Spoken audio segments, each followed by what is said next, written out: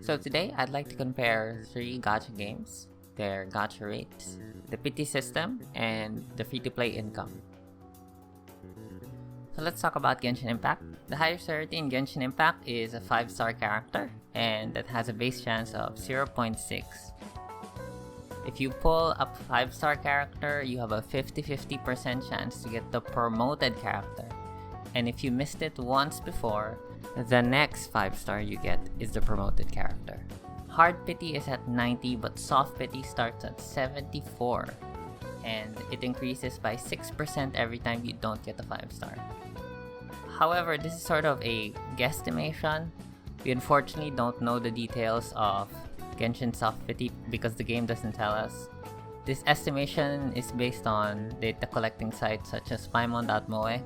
As you can see, there's a slight bump at 74 on getting 5 stars. With these numbers in mind, we can estimate how much of the player base will get it at a certain number of pulls. For example, before soft pity, so that's 73 pulls, 35.5% of the player base will get a 5-star. So those are like the lucky ones because they get it before soft pity. And just a few pulls after, at 80 pulls, 91.8% of the player base will get 5 stars. That's already most of the player base. And as you can see, most of the player base will get their 5 stars in this soft pity range, 74 to 80. Now let's talk about income. Each pull costs 160 Primo Gems, and Genshin's monthly income is fairly simple. There's daily commissions, which is 1,800 in total, and Spiral Abyss, which is 600 per rotation, and it rotates every 2 weeks, which is 1,200 per month. And then there is the Hololive check-in for 60 Primos. 60! So that's 3k per month, and that's not a lot. But we do get a lot from mails, such as compensation for the maintenance and events. Just looking at the last couple of months, the primos I got from mails and events are 2.8k in January, 2.5k in February, and 2.7k in March. So let's say the average is around 2.7.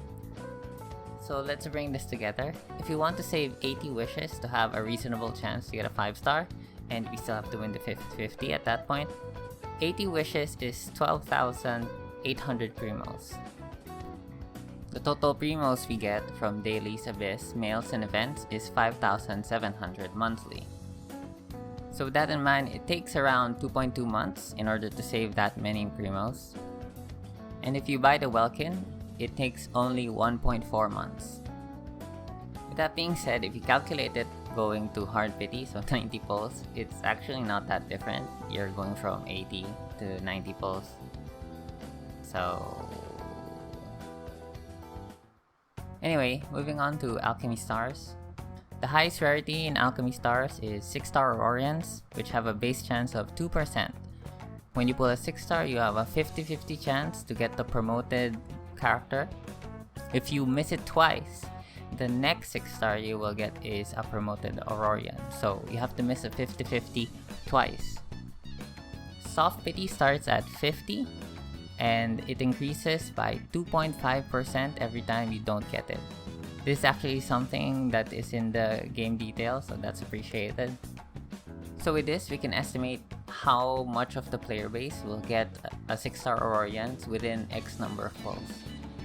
63.5% of players will get a 6-star before soft pity, so that's 50 pulls. And 93.6% of players will get a 6-star on or before 60 pulls, so just 10 pulls after. So let's get into income. Each pull costs 300 Lu members. For the daily missions, there is 50 per day, so in total that's 1,500. For the logins, there's 300. And then in secret territory, there's 55, so 220 per month. In Calamity Codex, you can get 100 to 150 depending on your score. So that's 400 to 600 total. So now we get into the Colossus. There are 2 main sources of Lu members within the Colossus. There are the friend visits, and then there is the dispatch. For the friend visits, you will get 3 to 4 or even less depending on your total mood of the Colossus.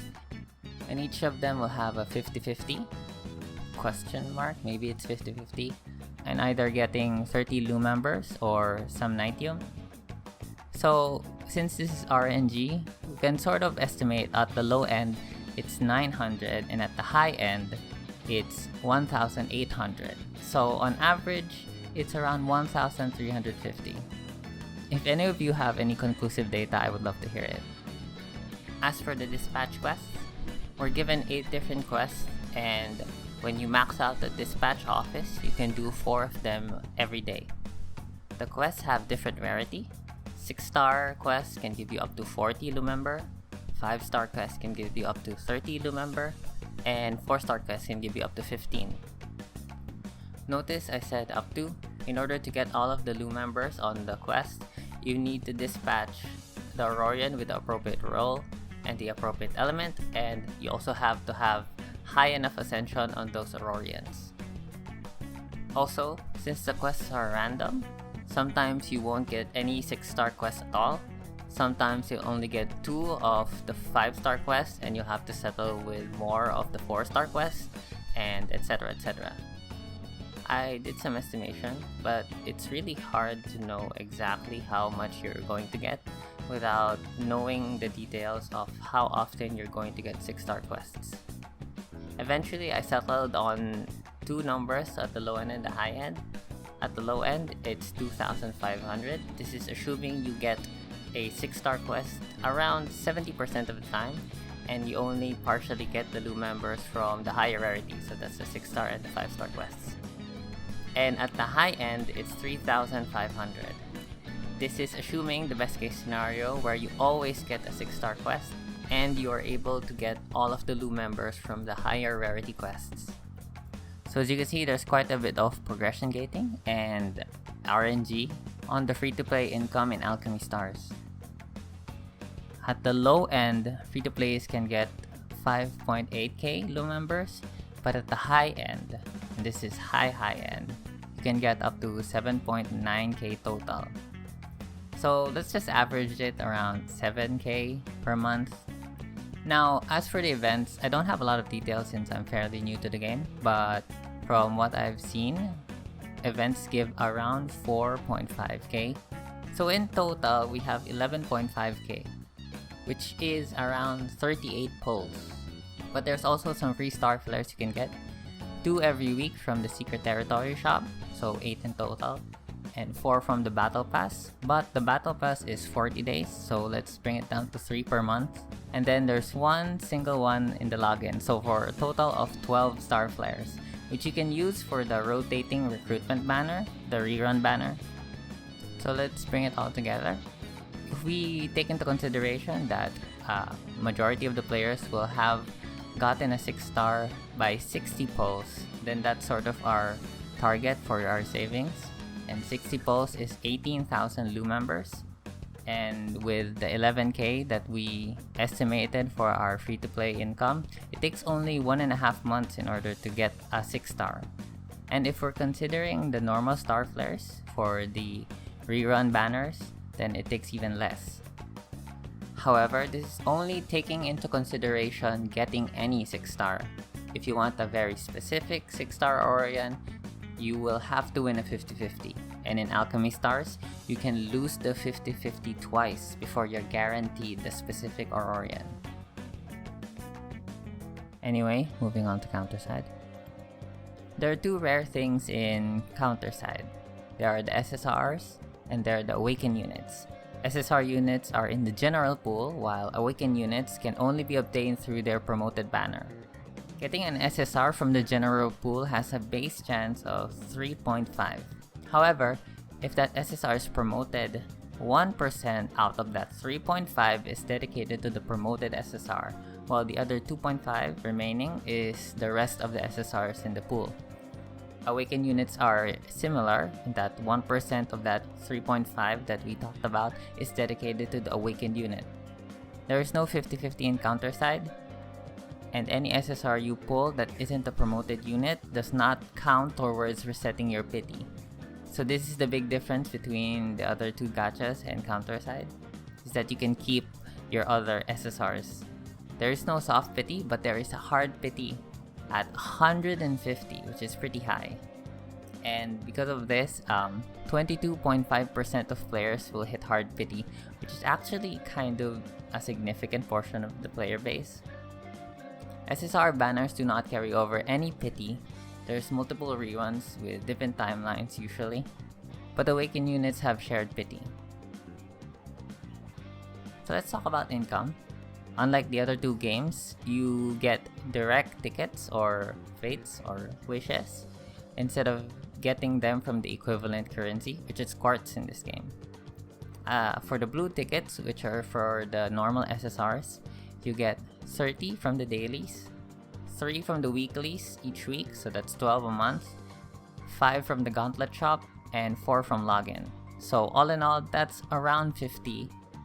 This is not counting towards blue tickets we get from events, because events don't always give us blue tickets. But you can also get blue tickets from random dispatch quests, but those are random. As for the classified tickets for awakened units, you need 20 of them for one pull. So the breakdown is, in the dailies, 4 per day, so that's 120. For the weeklies, 20 per week, so total 80. And there's 40 from the login. There are also some harder ones to get, such as from the gauntlet shop, there's 80, but it requires you to buy everything from the tiers below it. And then there is the guild co-op, which has 60, but the guild co-op isn't monthly. But by far, the largest portion of classified tickets you'll get is from the weekly package from the shop, which requires you 2,750 quartz in order to buy. So if you're able to buy this every week, it's a total of 880. So all in all, if we're saving up to hard pity, just in order to ensure that we get the SSR or the awaken unit that we want, for a normal SSR, we need to save blue tickets for 3 months. As for classified tickets for awaken units, it takes us 2.5 months in order to save up to hard pity. So some final points. SSR banners do not share any pity, but awakened banners share pity. And there's no 50-50 to win or lose, and any random SSRs you get while trying to get a specific SSR or awakened unit is yours, and it doesn't reset your pity. All SSRs are added to the general pool after their first banner. So for example, you skipped an SSR, you can accidentally get them later down the line. This is not true for awakened units. You will have to wait for their promoted banner. Also, unlike the other two gachas, which have a specific progression tied to duplicates, Genshin Impact's Constellation system, and Alchemy Stars' Breakthrough system, counter side does not have a dedicated system like this. So you only really need one copy of a unit. So, that was the video. I hope this helped inform you on how to save for the respective gachas.